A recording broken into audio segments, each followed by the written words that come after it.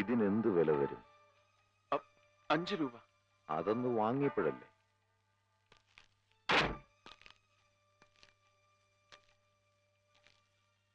ഇന്ന് ഞാനിതിന് 5 ലക്ഷം രൂപയാണ് വിലയിട്ടിരിക്കുന്നത്. അല്ലെങ്കിൽ അതിൽ കൂടുതൽ. ഷെമ്മാശൻ സാക്ഷി പറഞ്ഞാലും കോടതി എന്നെ ശിക്ഷിക്കില്ല. പക്ഷെ മറിച്ച് സാക്ഷി പറഞ്ഞാൽ ഞാൻ ഷെമ്മാശനെ ശിക്ഷിക്കും. ഈ കൈ ഒരുപാട് ചോര കണ്ടതാ. പക്ഷെ ഒരു പുരോഹിതന്റെ രക്തം ഇതിൽ പുരളരുത്. എനിക്കത് നിർബന്ധമുണ്ട്. പൊയ്ക്കോ, പൊയ്ക്കോളൂ.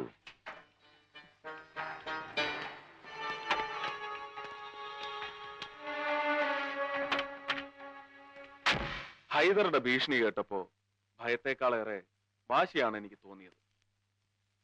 എന്ത് വന്നാലും സാക്ഷി പറയണമെന്ന് ഞാൻ ഉറപ്പിച്ചു. പോലീസിനെ അത്ര വിശ്വാസമില്ലാത്തതുകൊണ്ടാണ് നരസിംഹ മന്നാടിയാരെ ഞാൻ വിവരം അറിയിച്ചത്. പോലീസിന് സത്യമല്ല, ഹൈദറാണ് വലുത്. അതുകൊണ്ടാണല്ലോ എന്നെ വിലയ്ക്ക് വാങ്ങാൻ ഹൈദർ തന്നെ വന്നത്. ഹോം മിനിസ്റ്റർക്കും ഐ ജിക്കും എന്നോട് എന്തൊക്കെയോ സംസാരിക്കാനുണ്ടെന്ന്. പക്ഷെ എനിക്ക് പറയാനുള്ളത് മുഴുവൻ മന്നാടിയാരോടാണ്. അതുകൊണ്ടാണ് ഒന്ന് കാണണമെന്നും പറഞ്ഞ് മന്നാടിയാർക്ക് ഞാൻ ഫോൺ ചെയ്തു. ഹൈദറുടെ കുത്തേറ്റ് വീരസിംഹം പിടയുന്നത് ഈ കണ്ണുകൊണ്ട് ഞാൻ കണ്ടതാണ്. ഒരു ഐഡന്റിഫിക്കേഷൻ പരേഡും വേണ്ട ഹൈദറെ എനിക്ക് തിരിച്ചറിയാൻ. കോർട്ടിൽ ഷെമ്മാശൻ ഐ വിറ്റ്നസ് ആകുമ്പോൾ അതിന് വിലയുണ്ട്. പക്ഷെ ആ സത്യം പറയുന്നത് വരെയെങ്കിലും എനിക്ക് ജീവിച്ചിരിക്കണം.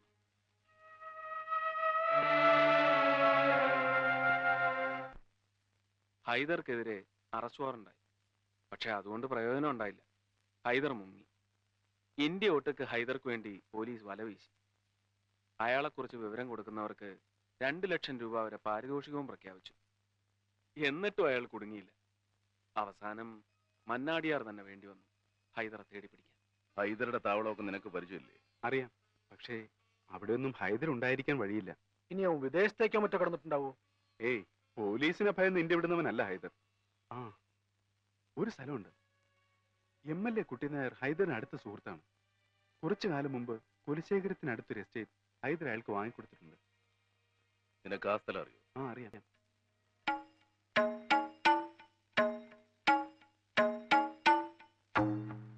ആ നാസറെ, എല്ലായിടത്തും ഒരു കണ്ണു വേണം.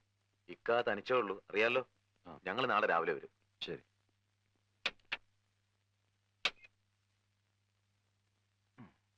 സൂക്ഷിച്ചോണേ.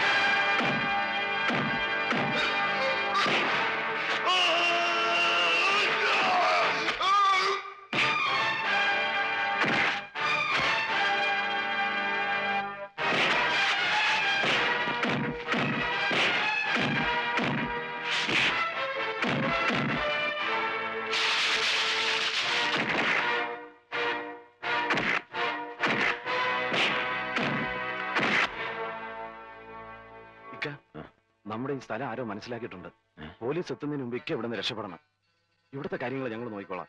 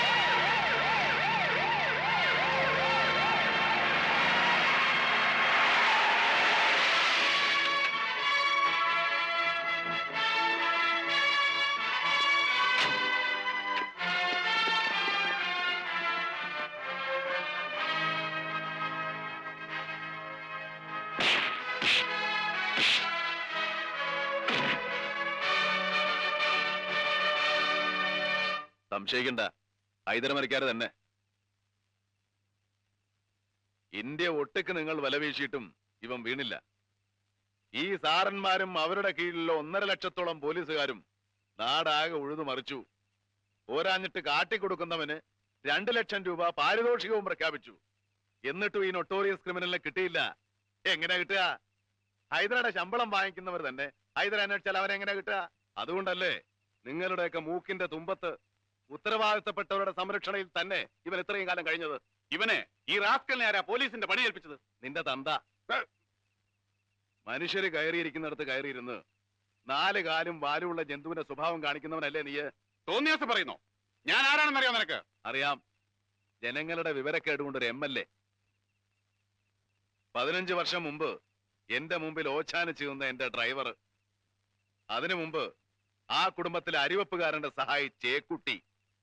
അതിനു മുമ്പ് അമ്മയുടെ ഗർഭപാത്രത്തിൽ സ്വന്തം അമ്മയ്ക്ക് പോലും തിരിച്ചറിയാനാവാത്ത ഒരു ബാസ്റ്റഡ്. അല്ലാണ്ട് എന്താ നീ?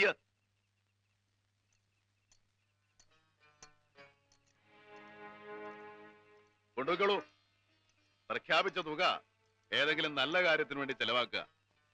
പിടികിട്ടാ പുള്ളിയെ പോലീസ് സംഘം എസ്റ്റേറ്റ് ബംഗ്ലാവിൽ വെച്ച് അറസ്റ്റ് ചെയ്തു എന്ന് പത്രങ്ങൾക്കൊരു വാർത്തയും കൊടുത്തേക്കുക.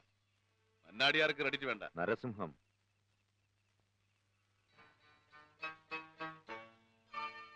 Narasimham, half man half lion.